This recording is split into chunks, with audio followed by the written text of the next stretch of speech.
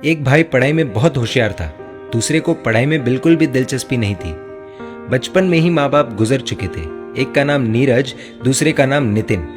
नीरज पढ़ लिख कर बड़ा आदमी बनना चाहता था, लेकिन शायद किस्मत साथ नहीं दे रही थी।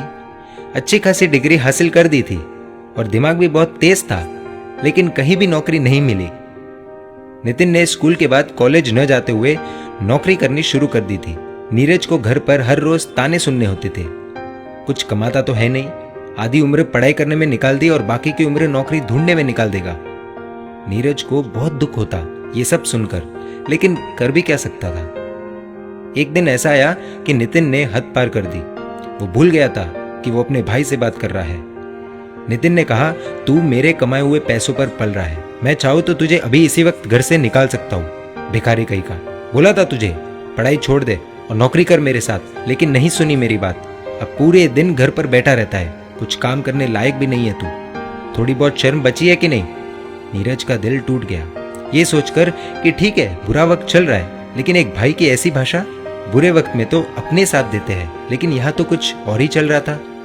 नीरज से अब बर्दाश्त नहीं हुआ और 2 जोड़ी कपड़े लेकर घर से निकलने का फैसला किया। इधर नितिन ने रोकने के बजाय जाते जाते भी सुना दिया कि निकल घर से और इधर कभी फिर से पैर मत रखना। आंखों में आंसुओं के साथ चलते चलते नीरज दूसरे गांव पहुंचा। मंदिर में दर्शन किए और बाहर आया। उधर एक बूढ़ी महिला ने उसे थोड़ा खाना दे दिया। नीरज ने पूछा कि माँ जी, आपको कैसे पता मैं भूखा हूँ? बूढ़ी महिला बोली, बेटा मैं भी एक माँ हूँ और तू मेरे बेटे जैसा है। तेरा चेहरा देखकर ही सब समझ गई। नीरज ने अपनी कहानी उस महिला को सुनाई। महिला बोली, बेटा तू पढ़ा लिखा है ना, एक काम कर, हमारे गांव में शिक्षक नहीं है, तो इस गांव के बच्चों का गुरु बन जा। नीरज तो सोचने लगा कि भविष्य में नौकरी मिले ना मिले, इधर कम से कम 2 वक्त की रोटी तो मिल ही जाएगी। गांव वालों ने पूरे सम्मान के साथ एक घर दिया और खाना तो बूढ़ी माँ ले आती थी। अब मन में वो भाव नहीं थे कि पैसे कमाकर जिस भाई ने घर से धक्का मारा है उस भाई को मुंह तोड़ जवाब देना है, लेकिन भाव ये थे कि अब सेवा करनी है और मेहनत करनी है। शिक्षक के तौर पर इतनी मेहनत की कि आसपास के शहर से बालक नीरज के पास पढ़ाई करने आते थे। शहर वाले अच्छी खासी ट्यूशन फीस दे देते थे। धीरे धीरे ये कारवां बढ़ता गया, फीस भी आती गई, बच्चे भी पढ़ लिख कर होशियार होते गए। आखिर वो दिन आ गया जिसका नीरज को इंतजार था। शहर से एक व्यक्ति मिलने आया और बहुत बड़ी जॉब ऑफर की। वो व्यक्ति बोला कि शहर में हमारी स्कूल है, क्या आप उस स्कूल के प्रिंसिपल बनना पसंद करेंगे? नीरज बहुत खुश हुआ, लेकिन 2 मिनट में ही मना कर दिया।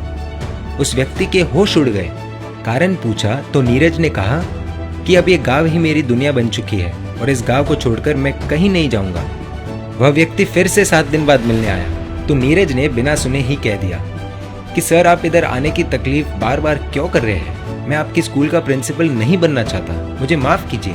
तो उस व्यक्ति ने कहा, सर आप हमारे स्कूल नहीं आना चाहते, कोई बात नहीं, लेकिन यदि स्कूल ही इधर आ जाए तो? नीरज निशब्द। कुछ देर बाद नीरज बोला कि सर आपके कहने का अर्थ क्या है? तो उस व्यक्ति ने जवाब दिया कि मैंने आपके इस गांव में स्कूल खोलने का निर्णय किया है और निर्माण से लेकर हर चीज का खर्च मैं उठाऊंगा और वह स्कूल आपकी ही होगी। जैसा आप कहेंगे वैसी चलेगी, जैसा आप चाहेंगे वैसे नियम कायदे होंगे। नीरज मान गया। 1 साल में बहुत बड़ा स्कूल बन गया और दूर दूर से बच्चे आने लगे। अनेक राज्यों से बच्चे आए। नीरज ने सोचा भी नहीं था कि ऐसा सब कुछ हो जाएगा। उस गाँव में कई लोगों को नौकरी भी मिली। नौकरी की तलाश में कई लोग आसपास के गांव से आने लगे। नीरज सभी को कुछ न कुछ काम देने लगा। एक दिन एक गरीब व्यक्ति आया और स्कूल के मैनेजर से बात की। नीरज उस वक्त कोई काम से बाहर गया हुआ था। मैनेजर ने उस व्यक्ति से बात की और जानकारी ली। ज्यादा पढ़ाई नहीं की हुई थी तो उसे क्लर्क की नौकरी दे दी गई। मैनेजर ने कहा, प्रिंसिपल 2 दिन बाद आएंगे तो उनसे एक बार मिल लेना। ठीक 2 दिन बाद नीरज आ चुका था। क्लर्क प्रिंसिपल की ऑफिस में इंतजार कर रहा था और तभी नीरज आया। वो क्लर्क और कोई नहीं बल्कि उसी का भाई नितिन था। नितिन बोला, नीरज तू या क्या कर रहा है? अभी भी नौकरी के लिए धक्के खा रहा है क्या? देख, मैं तो इधर आया और एक झटके में नौकरी मिल गई। अभी प्रिंसिपल आएंगे और मेरी नौकरी पक्की हो जाएगी। तू ऐसे ही नौकरी के लिए इधर उधर भटकता रहेगा। नीरज ये सब सुनकर अंदर ही अंदर हंसने लगा। इस बार न गुस्सा हुआ न खुश हुआ, ऐसे ही सुनते रहा और चुपचाप प्रिंसिपल की कुर्सी पर जाकर बैठ गया। नितिन देखता रह गया। बोलने के लिए नितिन के पास एक शब्द नहीं। नीरज ने कहा, यदि तुम अपना अहंकार हमेशा के लिए छोड़ दोगे तो तुम्हें इधर नौकरी मिल जाएगी।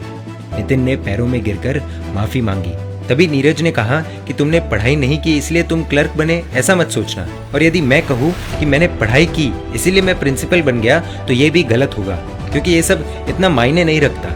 महत्वपूर्ण ये है कि तुम्हारा इरादा क्या है, तुम्हारी नियत क्या है। दोस्तों, नौकरी तो मिल गई, लेकिन नौकरी के साथ नितिन को एक बहुत बड़ी सीख भी मिली कि अहंकार का फल हमेशा बुरा ही होता है। दोस्तों, आपको इस कहानी से क्या सीख मिली, कमेंट करके हमें बताएं। और यदि आपको लगता है कि ये कहानी शेयर करने जैसी है तो प्लीज़ इसे शेयर कीजिए और ऐसी कहानियों के लिए emotional video stories page like कर दीजिए।